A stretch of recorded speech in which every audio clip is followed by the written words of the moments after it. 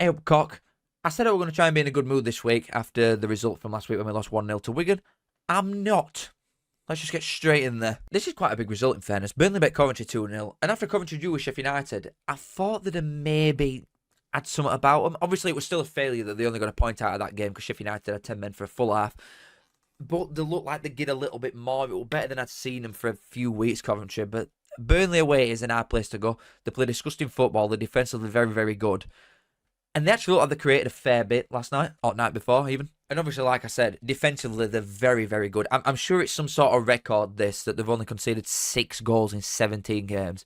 They're on track to, like, be close to Chelsea's Prem record, the 14-goal season. That is Stevie, a very, very good player, honestly. I swear they're going from Montpellier or something like that last season, or this season, I can't remember. But either way, top centre-half. James Trafford at net, it were only like a matter of time before he was going to start playing. I think it was probably too soon, the jump from League One to Premier League, which he made with him when he went from Bolton. But defensively, they're very good. Rodriguez is still going. Jesus. And obviously Coventry have got Lampard in now. It weren't there for this game. It's only been announced like a couple hours ago. It's the day I'm recording of this. It's only been announced an hour ago. And he's maybe got a bit of a job on. But everybody takes away from Lampard the stuff that he did because of like Chelsea and the second season. But he got a team after Hazard had left. When he were with the cause like 50% of the goals Hazard. He got the team without Hazard into Champions League when they won it year after. He was bringing a lot of youth through. At Derby, I thought he did a good job. He did what was expected of him at Derby, which was to get into playoffs. Obviously, they fell short, but people overestimate what Mountain Tomorrow and that were then. When he were actually, they were just young lads coming through. They weren't the Mountain Tomorrow that they are now. They were young lads coming through, still good players. But even like Jack Marriott and players like that, he made better. And if he can go to Coventry and get them doing what's expected of them, then they'll be in top 6.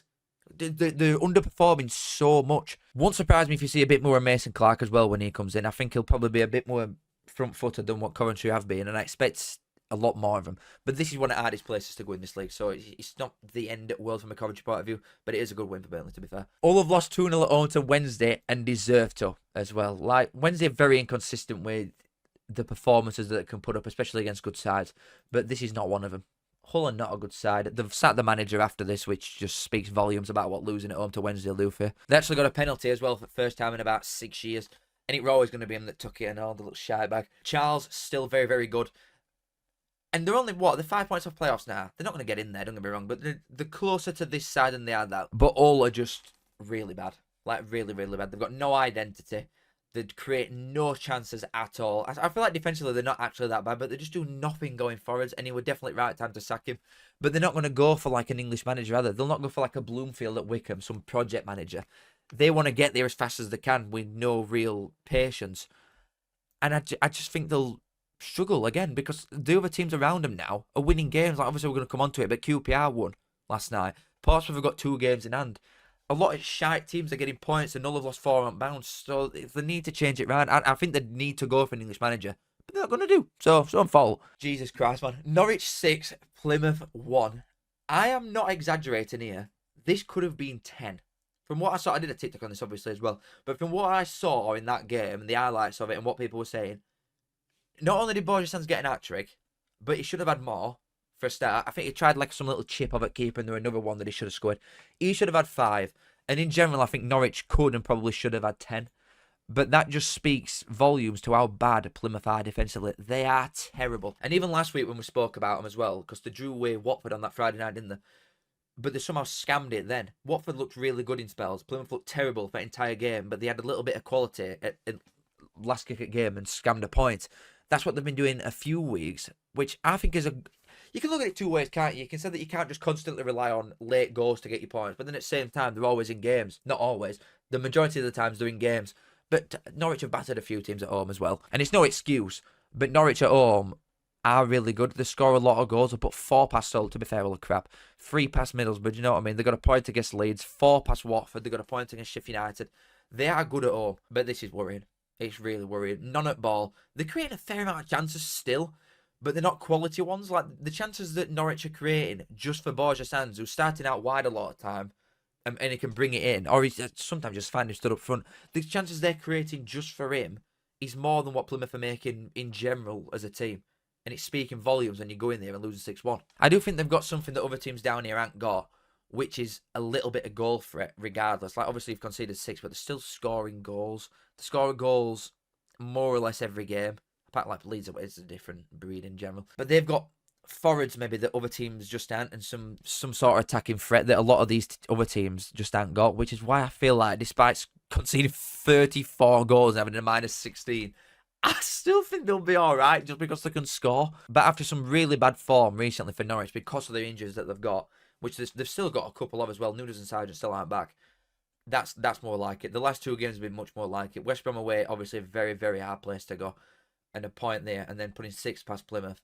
It'll give him a bit of confidence going forward. That I mean, I had him finishing 7th in that video that I did. But if they can keep creating these amount of chances without Sargent, when he comes back, a different breed altogether. They just need to stop conceding as many as they are doing. Sheffield United 3, Oxford 0. I mean, that were a banker as well, weren't it? Who didn't see that coming? Despite some of their injuries coming back, Oxford just have not looked out like they did at the start of the season. The first few games, they were playing quite well.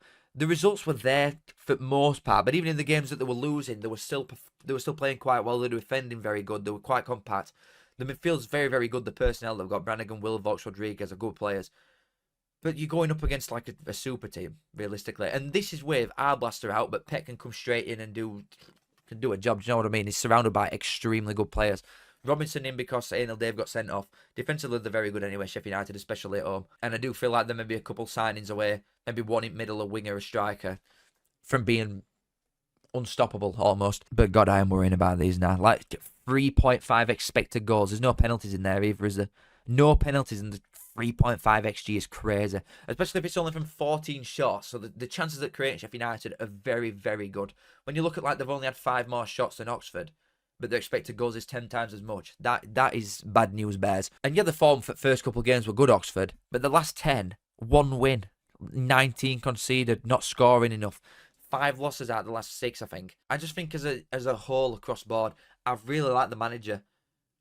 But the good at middle, which is one thing. But if you're not clinical in both boxes, you are going to struggle.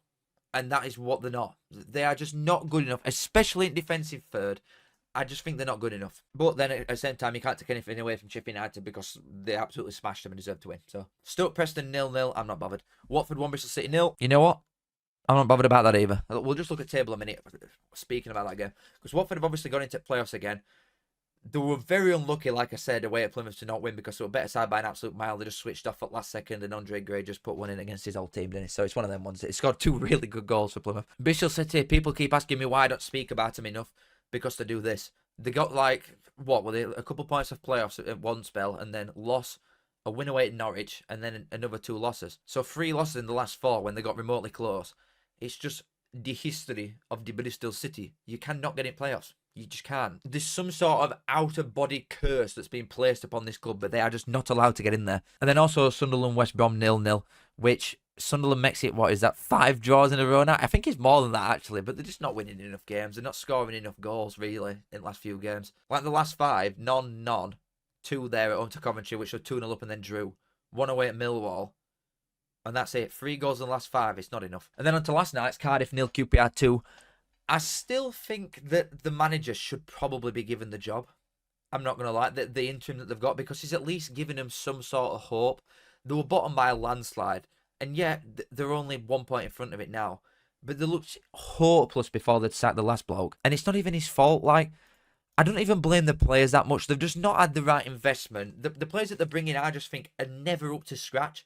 They're like going for a player like Callum Chambers, somebody that's been at a big club, but then just isn't actually good enough. He's just got a decent CV, like Ramsey as well. It was just a stupid signing. The squad, top to bottom, just is not good enough, Cardiff. And QPR have soaked up a lot of pressure. To be fair, man at match did look like QPR's keeper from what I've seen.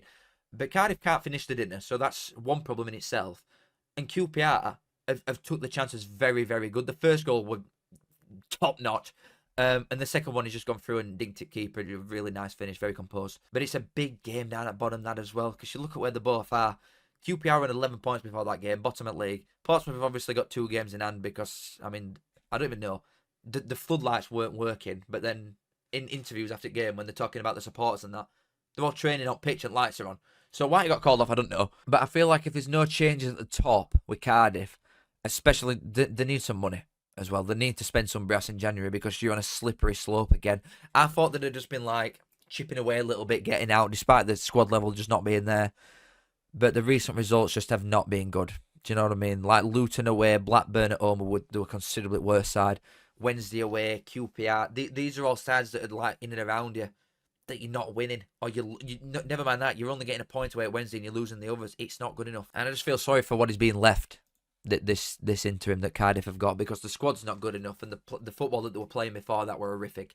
So I do feel sorry for him. But on the other hand, very good win for QPR. Defended very good for the most part. The keeper were really good. He made some important saves at end, but that's also down to Cardiff just not being able to put ball in from 6 yards. So you've got to get a bit of luck, haven't you, if you want to stay up, and that's what QPR have got yesterday. Leeds 3, Luton 0. Again, boring. Luton are just crap, aren't they? Let's be serious. Like I put them on a bet start of season to win league, and that's just why I've not been giving them that much stick. The shit. They are. They're very bad. Even the games that I've watched them, they just don't look up to scratch at all. It's not like they're losing and the performances are there. They're not. The performances are equally as bad as the results are suggesting. A couple of well-taken goals and all from Leeds, in fairness, and you are going to Ellen Road away, which is, again, just one of them grounds that you just know you're going to go to and lose. Conceded 1 goal in, 6 games in league at home. It's horrible. But you look at that at the same time, away from home, and yeah, we're stretching into Premier League here, but this is shit. This is absolutely horrendous. Especially, like, even if you just disregard the Premier League results here and you look at in this league this year, Portsmouth away, a newly promoted side. Yes, they had 10 men for the majority of it, if I remember that right. I'm sure the keeper got sent off. But nothing. Point away at Preston. I mean, no points away at Preston. Loss away at QPR. Loss at Plymouth. These are shit-ass sides and all that you're going and losing to. I just think the lucky Luton that there's a lot of other dross in league, because if they're only getting just over a point a game, that ain't enough. That's relegation tackle with last couple of years. But then, obviously, we'll give him credit where it's due. Leeds, very good. Again, I can't be asked, in fairness, so I'm just going to move on. Middlesbrough lost at home to Blackburn 1-0. Now, I had this on... I've got 2 monitors here, so I had the Liverpool-Real Madrid game on a stream that I probably shouldn't have had it on. And then on my other monitor, I had Middlesbrough-Blackburn on a stream that I should have had it on. And after scoring 15 goals in 3 games, Middlesbrough, they've lost 1-0 to Blackburn. Now, Blackburn also had a goal disallowed for offside, which was... But so will this. This goal should not have counted. It's like 4 foot offside. It's horrendous. But it's one of them rules in it, because subconsciously refs and linos will only give you 1 thing per game. So if you get snapped and you get a penalty and deserve it, they will not give you another penalty then, regardless if somebody's coming and chopped your head off. You will not get a penalty to save your life. It's same as this. The first goal were offside. That don't mean that you should get a little bit of leeway with a second one. These were further off. And yeah, it were nice play. But it shouldn't count. So does it matter? But in fairness, from what I was seeing, Middlesbrough lacked, as did play today, as didn't start. They lacked him, because they were getting to final third and they missed that little bit of creative spark through middle. But at the same time, they were taking 2-minute touches and not getting the shots off in time. Like Cappuccino up front had a couple moments when he could have had just like a little quick step and took shot, but he's taking like 3-4 touches when he needs to just get it off a little bit quicker. But Blackburn, I thought, were good, in fairness. I thought they were probably the better side in general. They defended quite well. And it did look a fair result, despite the fact that they were miles offside. Portsmouth, Millwall, embarrassing. We've already spoken about that. And then finally, Derby 1, Swansea 2. Again, if I look at the stats here, I'm going to assume that Derby have battered them. Right, that makes sense. Because the goals from Swansea, oh my God, they've only had 3 shots. And 2 of them was... Well, the first one, I can't remember the second one, actually. I think that were a good finish as well. But the first one is a screamer. Like an absolute thundercut. It's a right goal. They've defended well, do you know what I mean? This is what I don't talk about Swansea a lot as well, because there's not a lot to speak about. Majority of the time, it'll be like a 1-1, a 1-0. The games are boring. Apart from like the Leeds game last week, which were very, very good, I've not had much of an opinion on them. Because there's nothing to have an opinion of. It's boring. But at least this game, they've gone with a clear identity of, we've got to take us chances when we get them. We're not going to get a lot because Derby at home are very good. And then just defend well. And that's exactly what they've done. That Vigoro in there, who were at Leighton Orient before, very good signing. He'd like really good keeper. He never got a chance really at Burnley, and he's not going to with the keepers that they had last year, in fairness. But that's a good signing. That I think they got him on a free as well. Defensively, they were very good. Derby just couldn't take the chances. And yeah, they've had 3.5 expected goals, but their only goal is a penalty. And if they can't put it in, again, this is like Cardiff. If you can't put it in when he's bouncing around in box from 5-6 yards, then you don't deserve to win game, do you? But this to me is just 2 sides. Yeah, look, they're exactly the same. They're just not going to do anything. They can't sustain any sort of push for playoffs. They'll not go down or be anywhere close.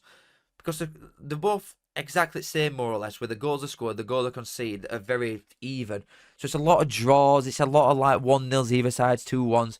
It's a lot of boring stuff, but it's enough to keep you in this league, which Derby will be happy about. Swansea should be trying to sustain something. They've been in Championship enough now, and have got enough money, you'd think, accumulated to try and build something, but they're just not doing. But then looking at league table, Portsmouth 2 games in hand, so I'm not going to speak about it then. QPR have actually won a game and drew the last one against Stoke, so maybe the tide turn in a little bit.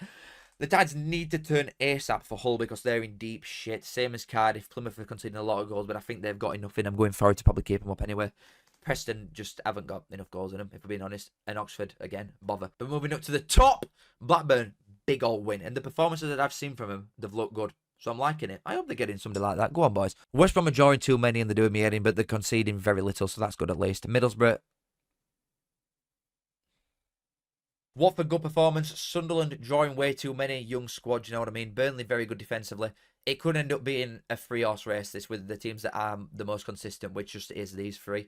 They're conceding the least. Apart from West Brom, they're conceding the least out of all of them. Leeds have scored a ridiculous amount of goals. All 3 of them are very good at home. They're defensively very good, especially at home. It could end up being a 3-horse race, and I know exactly which 2 are going to go up, and I can't be asked. Moving on. Barnsley 2, Reading 2. I've actually got Monk on a little bit with this one. You know the Wigan game that we lost? That were a little bit like, all right, I mean, at least Wigan are just disgusting. Do you know what I mean? They've come and ballroom play for about 25 minutes. They're going for some prime Wickham style of play. But at least they had some sort of identity. Reading just come and they were shit. And we couldn't win. I'm losing it. I'm losing it. I'm losing it. I'm losing it. I'm losing it. I don't know what's wrong with us. I don't know if we've never headed a ball in our lives, because the amount of chances that we have got, especially from like crosses to back post for 3 headers. For players like Phillips in air is really, really good, but he couldn't get one on target. Like Humphries missed a couple. Robertson earlier about 6'9". They're not putting it on. That is a fake stat for Dijavinia, by the way. I'm normally quite like, believe it or not, I'm normally quite chilled with Barnsley. Or what I portray on here, I'm quite chilled. Away from camera, I'm not. So I don't like to say it like, oh my god, this player's crap. And I do think that as a squad, it is good enough to go up. I'm not going to lie to you, but there's not Barnsley fans saying that it's not. I think this squad is definitely good enough to go up. But some of these players, man, Dijavinia. But again, the performance were actually there. The performance was not there against Wigan, don't get me wrong, and that should have been a draw. But the performance were here for this. I don't know what Sam Smith's problem is, the great gammon. I don't know what's wrong with him. But we've had a lot of shots again. We've had about 45 shots in 2 games. So I'm not that worried. And I do think it'd be very Barnsley for us to go and beat Wrexham and Birmingham in his next 2 games after taking 2 points from Cambridge, Wigan and Reading. But whatever. Reading are a playoff side. They've done well to come and nick a point off us, and I'm not bothered what any sort of stats say. I was there, I watched it, we deserve to win. But I'm happy for them that they're not like in some sort of deep shit down at bottom. Moving on, Bristol Rovers 0 at Blackpool 2. Big old win that, especially down at bottom. I mean, they've dominated as well, Blackpool, in fairness. They've made Bristol Rovers not had a shot on target at home. And after being really, really consistently shit recently, Blackpool, they needed that. They really needed that, because they're both sort of pulling away from this bottom pack as well, which is good. I would say the real shite of this division starts. Yeah, I think Stevenage, despite very little amount of goals, they're quite good at home, aren't they? So I'd say, and they've got a game in hand. I would say the real shite starts genuinely at Rotherham down. I think Rotherham in a real serious fate down here. But Northampton have got little bits of quality that even Rotherham haven't got. I feel like Northampton have probably got some better players than Rotherham. Stevenage have got some sort of like home form behind them. And everybody above that can have little performances that change things. Rotherham down, I think, is serious danger territory. Charlton 1-0 win at Burton. I mean, if we go back to looking at league table again, I think Burton had a red card. In fact, no, they did. That Burton lad went for a fucking Zidane, didn't he? Headbutted him in chest. The nutcase. I mean, that doesn't help, does it? You know, when you played 16 games and you got 1 win, 15 goals, you're bottom at league on 8 points. Literally 8 points of getting out already. And then one of your players goes and headbutts somebody. What? That is just setting tone, isn't it, for a long old season. It's so poor. Charlton, I mean, maybe Nathan Jones is still hoping or clinging on to like a little sliver of joy that maybe Cardiff can come and save him. But Charlton aren't. They're just not good enough to go up or to get into playoffs, unfortunately. Burton, however, are also not good enough for this league in general, the shit. Cambridge 1, Bolton 1. Now, this is the first time, because I've always been like, I wouldn't really care in general if they kept Everton or not, because I think they'll get top 6 either way. This is the one time where I've seen what's happened in game, and I'm actually like, right, I can fully understand the Bolton fans that want him out now, because this is ridiculous. Obviously, we drew away at Cambridge, right, other week, so there's nothing I can really say. We absolutely smashed them, and we should have scored about 5 in fairness, but we didn't. So Bolton have gone 0-0 at half-time. Cambridge have had a red card at 50. They've had a red card at 50. That is giving you 45 minutes, basically a full half, including extra time, to go and win game. They went 1-0 up on an hour, and then 10 minutes after, they started bringing, like, defenders on and big lads to try and counter the very minimal strengths that Cambridge have got, which is going to be set pieces, especially when you're a weaker side, you're losing at home and you've got 10 men. You're going to rely on corners and free kicks, aren't you, to try and do anything. But the priority of Bolton should be, we're playing against 10 men against a shit team. Let's go in arsehole them and get his goal difference up. Not, let's sit back and protect a 1-0 lead against these wankers. Like, Jesus, that is soft. That is such a shit mentality, that, from Everton. And then they couldn't even see it out. Like, Baxter getting a yellow card. So the time wasting away at Cambridge, they brought players on to try and see a 1-0 result out against 10 men against a crap side, and still failed. They conceded at 90th. It's such... You're at Bolton, man. You know, if it's all the way around, you can see them doing that. You could see Cambridge, if Bolton went down to 10 men and they've got much better players than you, then you'd probably sit back and try and, like, counter their strengths a little bit. But this is Bolton away at Cambridge. You have got to try and kill them off. And don't get me wrong, I still feel they'll be in there, like, no danger at all because of the players that they have got. But if you're taking your players off, your better ones, to try and scam a win away at Cambridge for a 1-0 against 7 men, then that's got something wrong with it. Wrong job. Exeter 0, Birmingham 2. I mean, this is more like it, isn't it? Like, if you look at these stats, this is more like it. Exeter, in fairness, last couple of weeks, have been dropping off. They've started conceding a fair few goals when that was a strong point in this division, because they've never been that good going forward, especially this year. Because before the last 2 games, they'd only conceded 10. Then they've conceded 5 in the last 2, against 2 good sides, in fairness. Wrexham and Birmingham.